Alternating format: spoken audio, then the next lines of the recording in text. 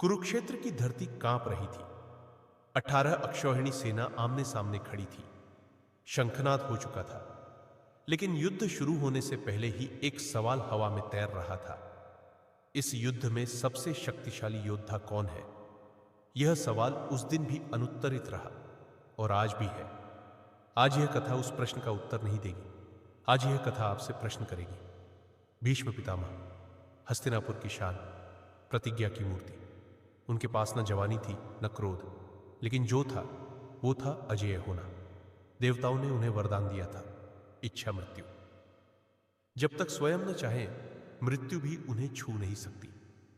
युद्ध के पहले दिन जब भीष्म ने धनुष उठाया तो पांडवों की सेना कांप उठी। अर्जुन जैसे महान धनुर्धर भी उनके सामने सीधा वार नहीं कर सके। 10 दिनों तक भीष्म अकेले युद्ध का भार उठाते रहे।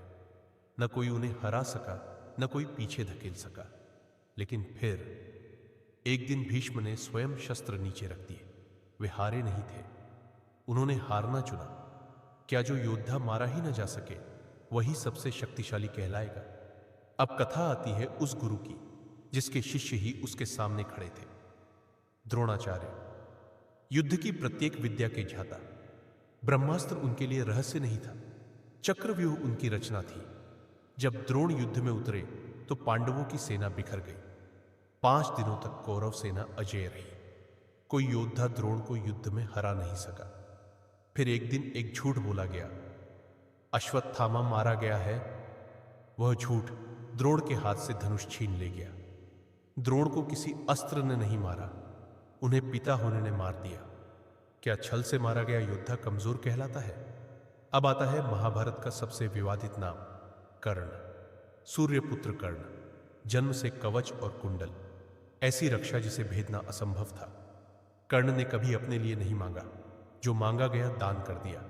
इंद्राय भिक्षा मांगी, कर्ण ने अपना कवच दान कर दिया। युद्ध में कर्ण अर्जुन के सामने डटे। कई बार अर्जुन पर भारी पड़े, लेकिन हर बार कुछ न कुछ घटा। कभी शाप, कभी अस्त्र व्यर्थ, कभी रथ धरती में ढस गया और उसी क्षण कथा बदल गई।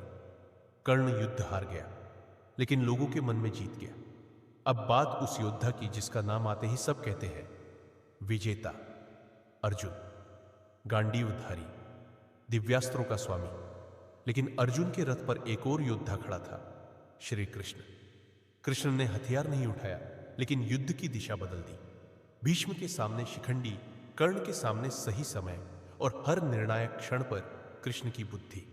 अर्जुन जीते क्योंकि धर्म उनके साथ था। क्या भगवान का साथ होना अनुचित लाभ है या धर्म का पुरस्कार?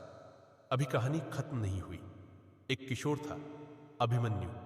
उम्र सिर्फ 16 वर्ष। पूरा चक्रव्यूह नहीं जानता था, फिर भी अकेला उसमें प्रवेश कर गया। चारों ओर से महारथियों ने घेर लिया। नियम तोड़े गए, एक एक कर शस्त्र टूटे। अंत में अभिमन्यु गिर पड़ा। वह हारा नहीं, वह इतिहास बन गया। तो फिर सबसे शक्तिशाली योद्धा कौन था? यह कथा कोई उत्तर नहीं देती, क्योंकि महाभारत में उत्तर हमेशा जनता ने दिया है।